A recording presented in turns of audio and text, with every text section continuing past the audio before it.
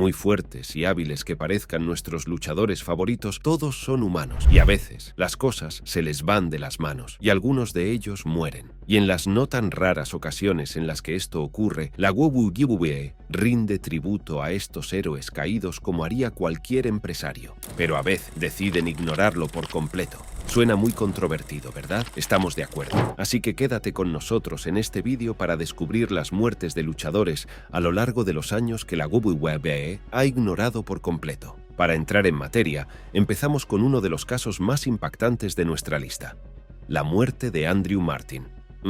¿Quién? Bueno, Andrew Martin es el nombre real del luchador que probablemente conozcas como Test. Este tipo era uno de los rostros más habituales de la televisión de la WWE, antes de ser liberado de su contrato en 2004. Tras unirse a la WWE en 1998, Test ganó los campeonatos intercontinental y europeo, el campeonato hardcore en 2 ocasiones, y se convirtió 2 veces en campeón mundial Tag Team con Booker T, al ganar los campeonatos mundiales Tag Team de la WWF y la WCW una vez cada uno. Test también formó equipo con algunos de los nombres más importantes de la historia de la WWE y se enfrentó a ellos, como cuando formó equipo con The Rock para derrotar a Triple H y X-Pac, cuando derrotó en solitario a Kane y Chris Jericho, y cuando Stone Cold Steve Austin le pateó el trasero. Aparte de su habilidad en el ring, Test también consiguió mucha atracción por sus relaciones en pantalla con Stacy Keibler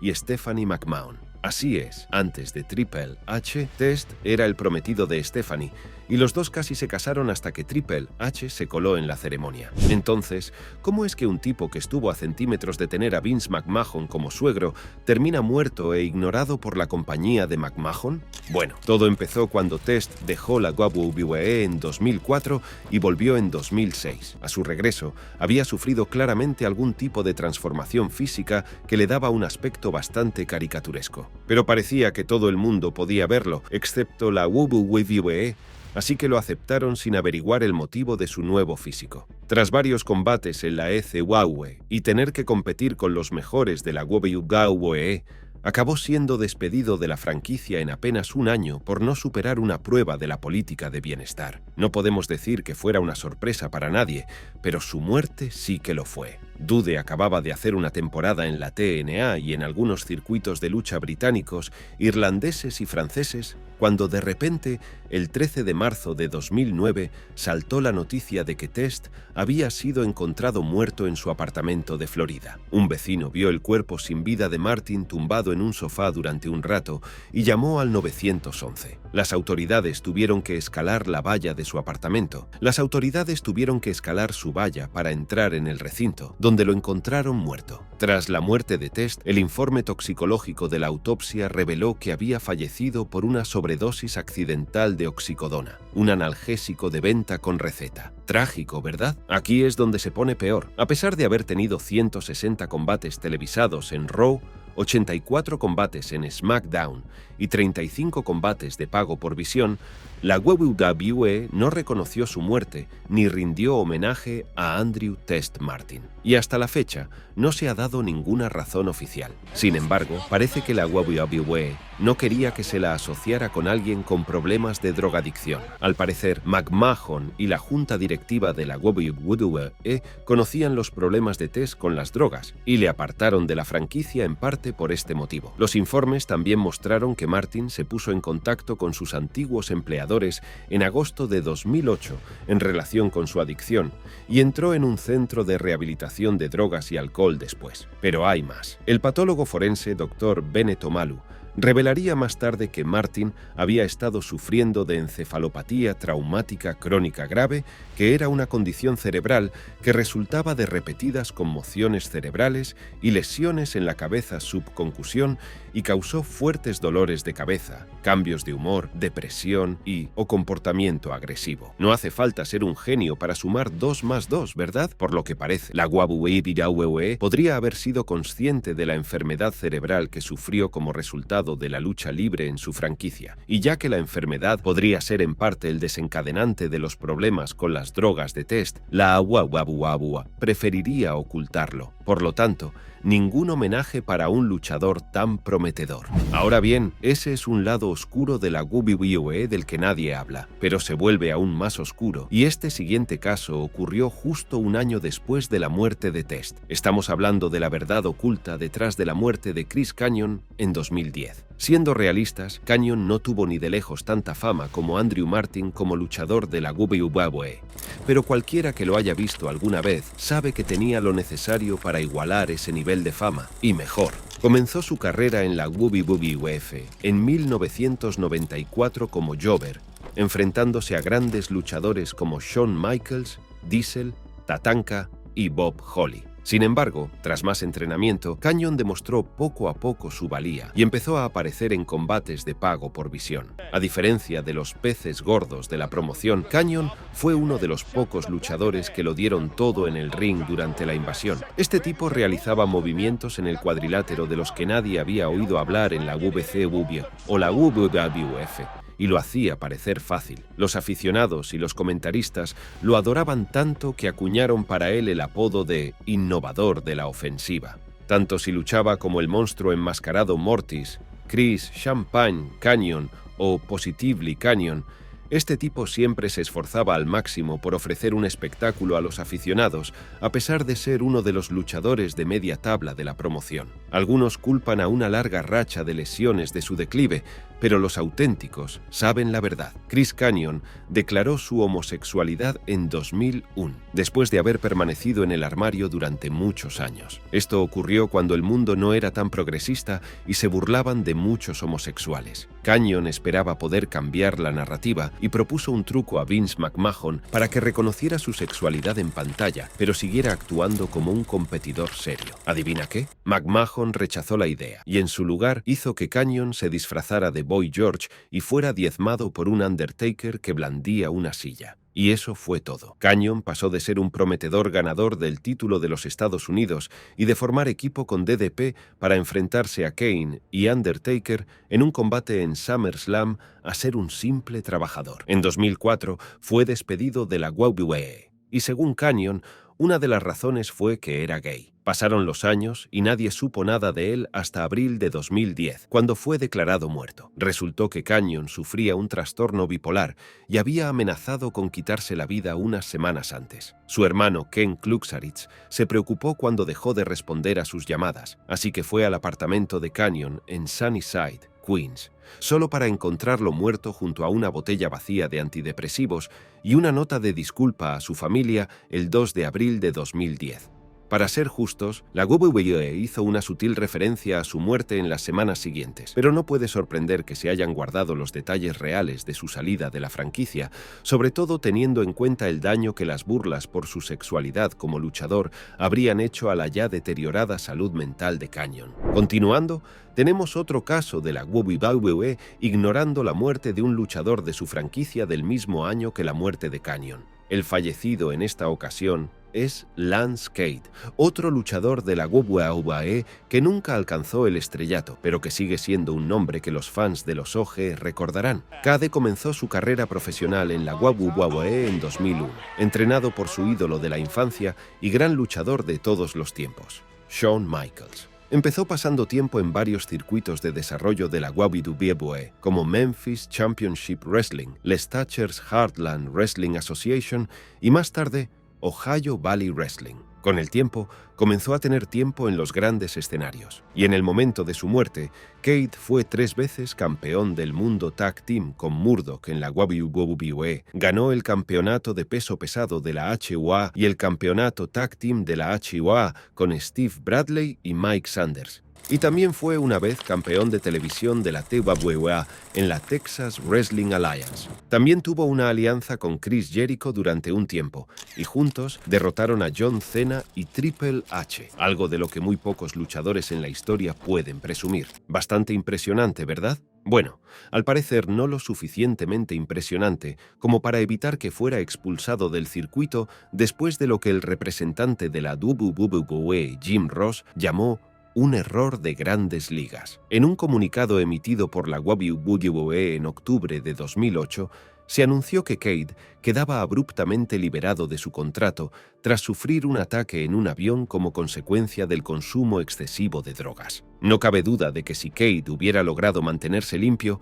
podría haber alcanzado cotas insospechadas en la WWE. Si dudas de lo bueno que era, ten en cuenta que estuvo trabajando en circuitos independientes solo unas semanas después de que la WWE le dejara marchar. También pasó algún tiempo en Japón antes de su prematura muerte en 2010 a la edad de 30 años. No estamos apoyando el consumo de drogas ni nada por el estilo, pero un hombre que pasó casi toda su vida adulta actuando para la WWE merece un poco de reconocimiento tras su muerte. Pero la WWE no solo ignoró su muerte, sino que negó rotundamente cualquier relación con él.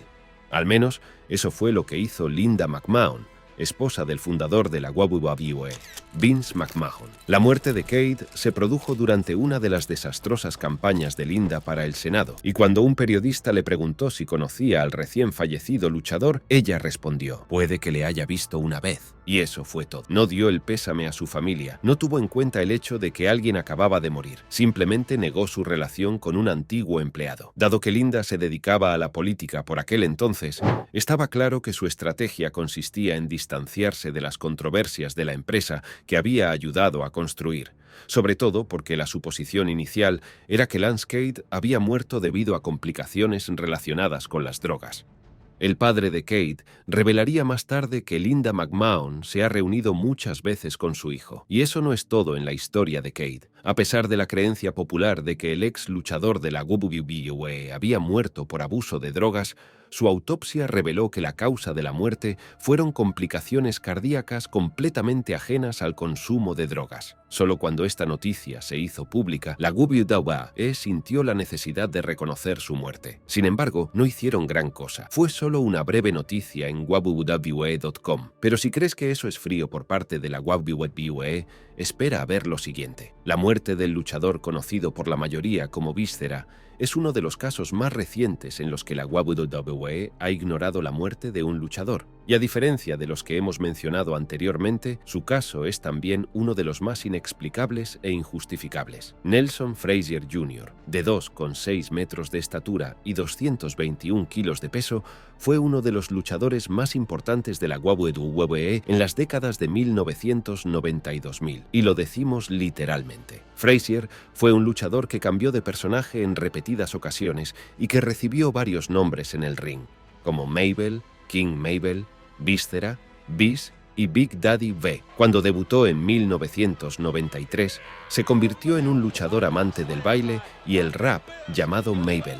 Tras ganar el torneo King of the Ring de 1995, se le asignó el papel de villano principal, pero se sometió a un audaz cambio de imagen y fue elegido para interpretar a Víscera, un secuaz con gabardina que formaba parte del Ministerio de las Tinieblas de The Undertaker. Lo dejaron ir en 2000, lo trajeron de vuelta en 2004 y finalmente la WWE lo dejó ir en 2008, tras lo cual actuó en muchos escenarios independientes hasta su muerte en 2014. Frazier dejó la franquicia como ex WWF World Tag Team Champion y WWF Hardcore Champion, como Music City Wrestling, Memphis Wrestling, Ozarks Mountain Wrestling, All Japan Pro Wrestling y Great Championship Wrestling, entre otras. Lamentablemente, en febrero de 2014, Frazier falleció debido a un ataque al corazón apenas 4 días después de cumplir 43 años. No hay registros de consumo excesivo de drogas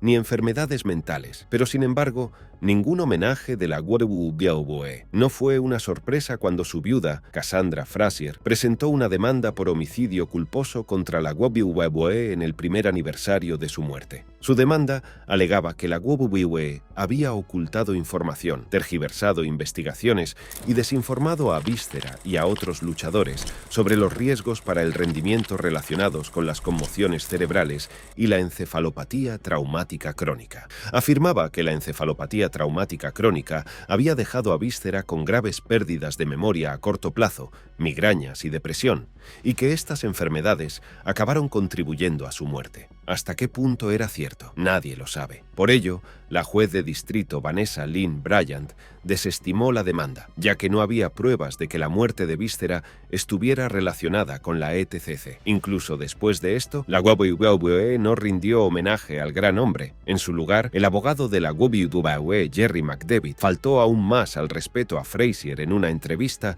diciendo: «Es ridículo que se intente culpar a alguien porque un señor con problemas de peso murió de un infarto en la ducha 8 años después de su última actuación».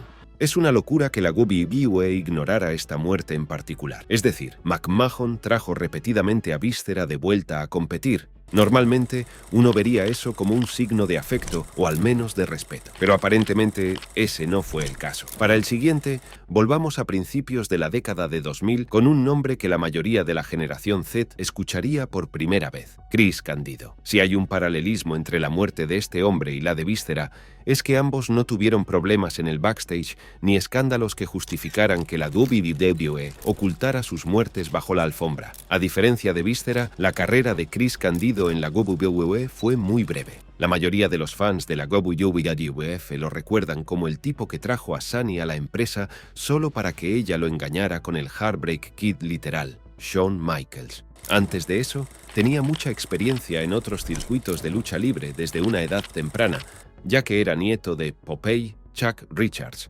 luchador de la World Wide Wrestling Federation, más tarde conocida como WWF, de 1966 a 1974. Empezó a entrenar con el emblemático entrenador irlandés-estadounidense Larry Sharp cuando tenía 14 años. A los 20 años, ya competía en los circuitos Eastern Championship Wrestling y Smoky Mountain Wrestling, donde ganaba campeonatos de pesos pesados y lo hacía parecer fácil. Finalmente, en 1995, Chris entró en el universo de la WWF, bajo la persona de Bodydonna Skip. Firmó contrato con su amor de instituto y compañera de toda la vida, Tammy Lynn Sitch, que hizo las veces de manager. El dúo actuaba como arrogantes gurús del fitness y se burlaban de sus oponentes y a veces de los miembros del público por no estar en forma, con Candido haciendo flexiones durante sus combates. Pronto se asoció con Tom Pritchard, conocido como Zip, y juntos, el dúo, dirigido por Sitch, eran conocidos como los Bodydonnas. Después de una serie de memorables combates a gran escala y algunos desafíos infructuosos por el título por equipos, Candido regresó a Eastern Championship Wrestling, que había pasado a llamarse Extreme Championship Wrestling, después de poco más de un año en la WWF. En los años siguientes, Candido actuó en la WCW, TNA, New Japan Pro Wrestling y otros circuitos independientes, hasta el 24 de abril de 2005, cuando se produjo la tragedia.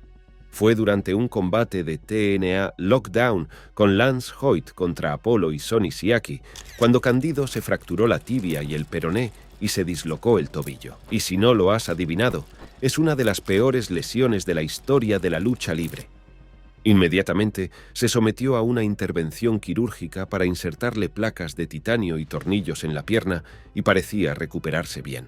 Sin embargo, solo 4 días después de la lesión, Candido cayó enfermo y su estado fue empeorando hasta que se desmayó por la tarde de ese mismo día.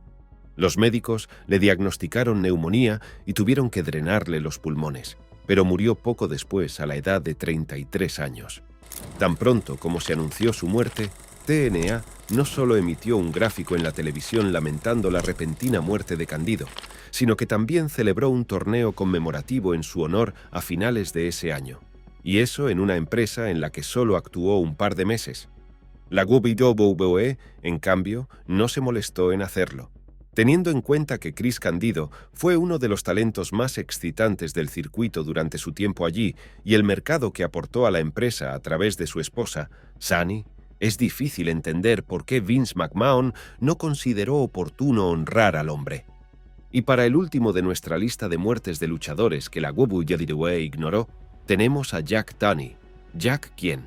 Bueno, este hombre murió en 2004, así que no te culpes por no saber quién era. E incluso para aquellos que lo conocían, lo más probable es que no conocieran a Tunney como luchador. ¿Adivina qué? En realidad solía subirse al ring, pero eso fue en los años 40. Puede que le pidas información a tu abuelo. Es más conocido como promotor de lucha libre profesional y como presidente de la WWE, empresa que dirigió de 1984 a 1995. Los días en que Jack era presidente se remontan a la época en que las figuras de autoridad apenas aparecían en televisión, así que cuando lo hacía, todo el mundo sabía que algo grande estaba ocurriendo o que pronto ocurriría.